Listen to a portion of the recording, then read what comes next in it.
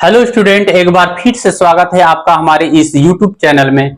तो आज हम लोग पढ़ेंगे क्लास 12 की फिजिक्स यानी सेकंड चैप्टर यानी वैद्युत फ्लक्स यानी वैद्युत फ्लक्स हेडिंग है। ठीक, तो आज हम लोग वैद्युत फ्लक्स के बारे में जानेंगे कि वैद्युत फ्लक्स क्या होता है।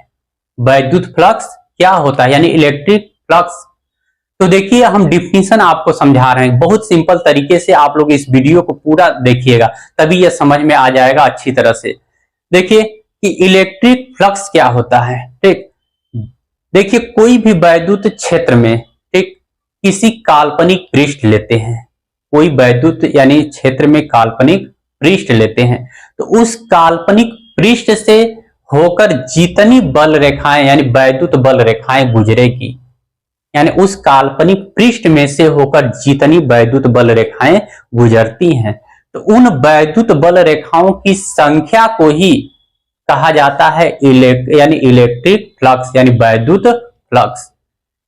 ठीक, तो हम आपको फिगर की सहायता से यह आपको समझाएंगे डिफिनीशन को, तो पूरा समझ में आ जाएगा और याद भी हो जाएगा फिगर से।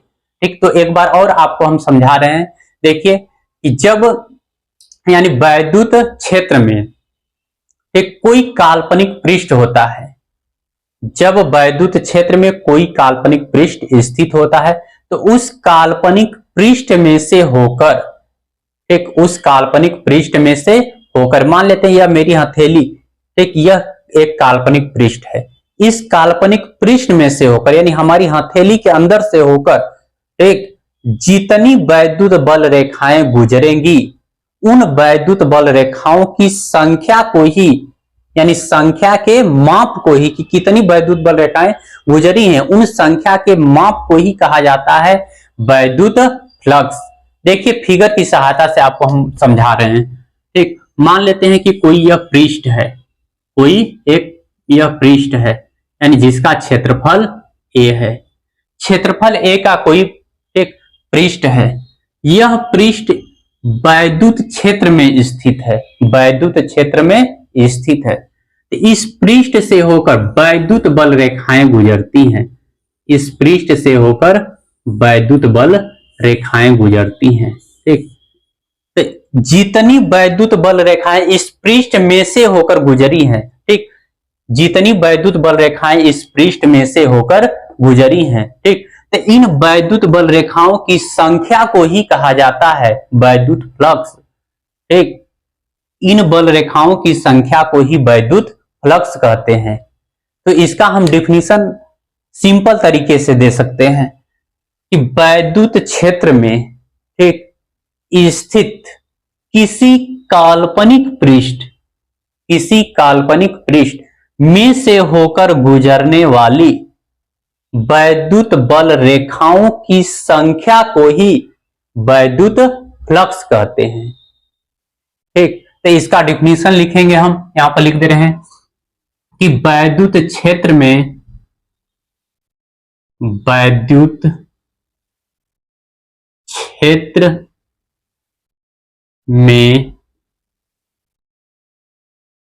स्थित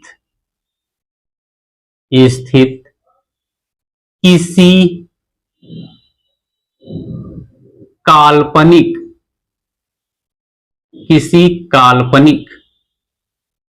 पृष्ठों से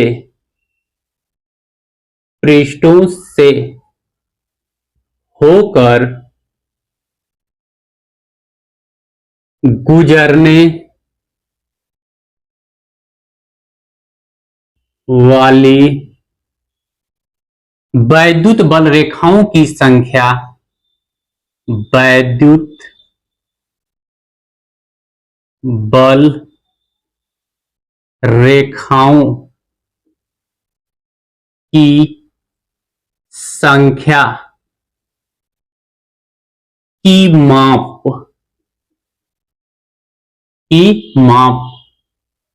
वैद्युत फ्लक्स कहलाती है। फ्लक्स कहलाती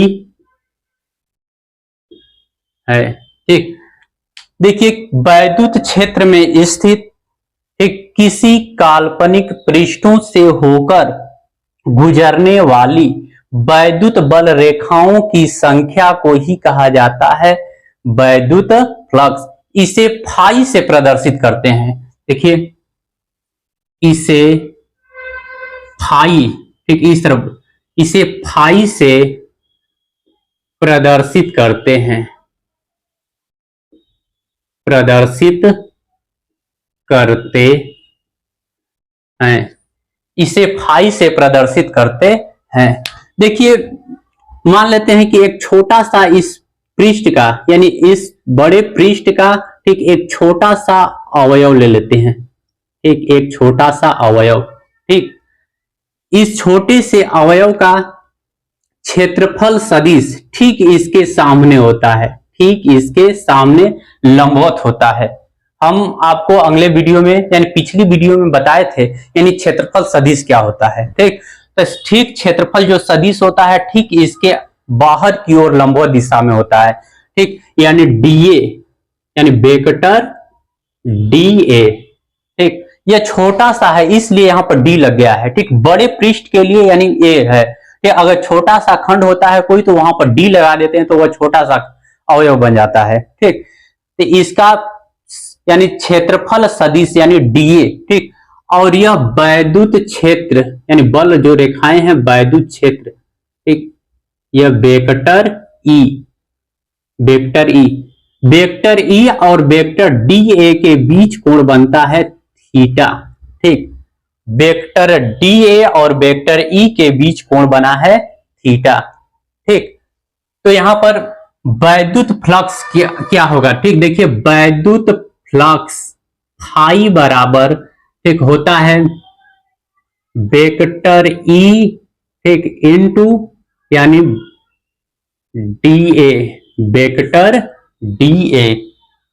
फाई बराबर लिख सकते हैं vector E into D, vector D A. ठीक, यदि देखिए डी ए है इस अवयव यानी खंड, छोटा सा अवयव खंड है यानी डी ए है। ठीक, अब बड़ा सा जो खंड है, ठीक, यह ए है, यानी जो बड़ा है यानी पृष्ठ वह ए है, छोटा जो पृष्ठ है इसका क्षेत्रफल यानी डी ए है। ठीक, तो अगर बड़े से पृष्ठ को लेना होगा यानी पूरे पृष्ठ के लिए, ठीक, तो यहां पर बनेगा पृष्ठ समाकलन लेंगे, पृष्ठ समाकलन लगा देंगे। ठीक, तो यहां पर हम जानते हैं कि वेक्टर ए और डॉट वेक्टर बी बराबर, हम सूत्र जानते हैं, होता है ए बी कास थीटा।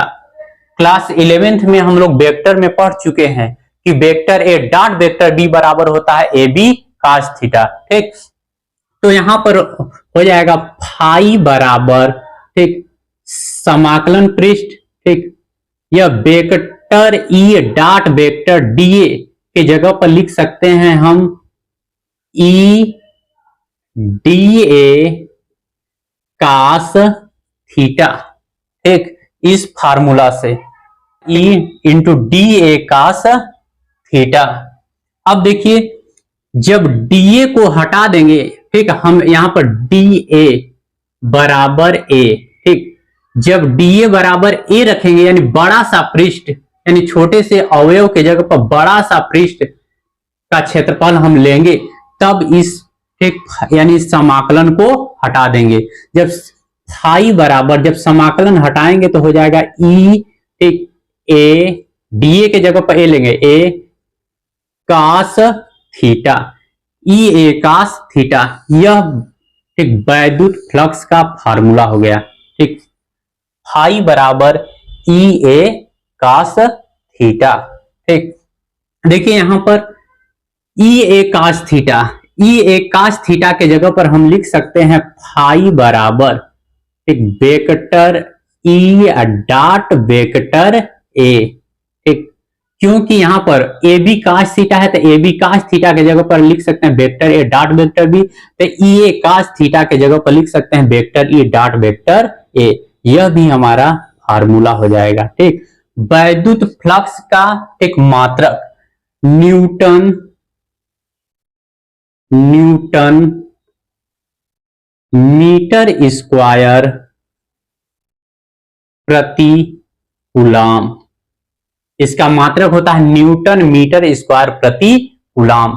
ठीक, अब लिखेंगे बीमा निकालेंगे। ठीक, बीमा, वैद्युत फ्लक्स की बीमा। देखिए वैद्युत फ्लक्स की बीमा। ठीक, तो इसका मात्रक से हम बीमा निकालेंगे। ठीक, मात्रक है न्यूटन मीटर स्क्वायर प्रति कूलाम, यानी न्यूटन मीटर स्क्वायर प्रति कूलाम। ठीक, बराबर न्यूटन मीटर स्क्वायर प्रति कूलाम। तो न्यूटन बल का मात्रक है, तो बल की बीमा लिखेंगे एम एल टी पावर -2। ठीक, मीटर स्क्वायर, ठीक, यल स्क्वायर, एक मीटर दूरी का मात्रक है, यानी यल स्क्वायर हो जाएगा प्रति कूलाम। ठीक, आवेश का मात्रक कूलाम होता है, तो Q बराबर होता है आई टी। आई वैद्युत धारा है, टी समय है। ठीक, तो वैद्युत धारा की बीमा हो जाएगी ए और टी समय की बीमा कैपिटल टी। अब इसको एटी को ऊपर ले जाएंगे। ठीक, तो हो जाएगा यम, देखिए यल और यल स्क्वायर है। ठीक, तो हो जाएगा यल के पावर क्यू। टी को ऊपर ले जाएंगे तो इनवर्स बनेगा, यानी टी पावर -1 और टी पावर -1 हो जाएगा और टी पावर -2, तो हो जाएगा टी पावर -3। ठीक, ए को ऊपर ले जाएंगे तो ए इनवर्स हो जाएगा। ठीक, यानी वैद्युत फ्लक्स की बीमा हो जाएगी यम यल के पावर 3 टी पावर -3। ठीक, ए इनवर्स। ठीक, अब देखिए विशेष स्थिति। ठीक, निकालेंगे विशेष स्थिति।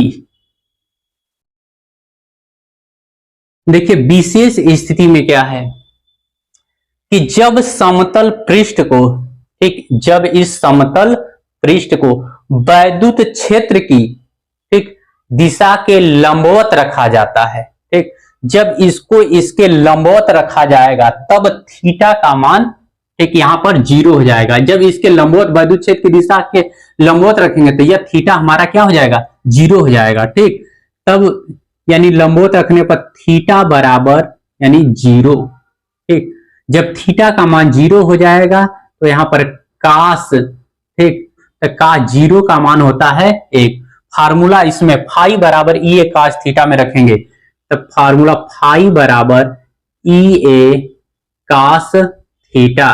ठीक, तो कास थीटा का मान यानी 0 जब रखेंगे, ठीक, तो फाई का मान आ जाएगा ई ए। ठीक, फाई का मान ई ए। अब देखिए दूसरा विशेष स्थिति में जब समतल पृष्ठ को, ठीक, जब समतल पृष्ठ को वैद्युत क्षेत्र के समांतर रखा जाता है। ठीक, जब इसके समांतर रखेंगे, ठीक, जब समांतर रखेंगे तो हो जाएगा फाई बराबर 90 अंश, यानी थीटा बराबर 90 अंश। जब थीटा कास थीटा का मान हो जाएगा, यानी कास 90 का मान यानी 0। ठीक, तो यहां पर फाई बराबर ई ए कास यानी 90। ठीक, तो हो जाएगा ई ए कास 90 का मान 0, अर्थात, ठीक, फाई बराबर 0। ठीक, देखिए जब हम समांतर रखे हैं, ठीक, तब थीटा का मान 90 अंश। ठीक, जब इसके लंबवत रखे हैं, समतल पृष्ठ के जब लंबवत रखा गया है, ठीक, वैद्युत क्षेत्र के लंबवत समांतर पृष्ठ को जब रखे हैं तो थीटा का मान 0। ठीक, तब फाई का मान आया है ई ए। ठीक, जब इसके समांतर रखे हैं, समतल पृष्ठ को वैद्युत क्षेत्र ई के जब समांतर रखे हैं तो थीटा का मान 90 अंश। ठीक, तब फाई बराबर 0। ठीक, तो उम्मीद करते हैं कि आपको, ठीक, यह पूरा समझ में आ गया होगा। ठीक, तो मेरे चैनल को आप लोग सब्सक्राइब कर लीजिएगा। ठीक, और अपने मित्रों में शेयर कर दीजिए। ठीक।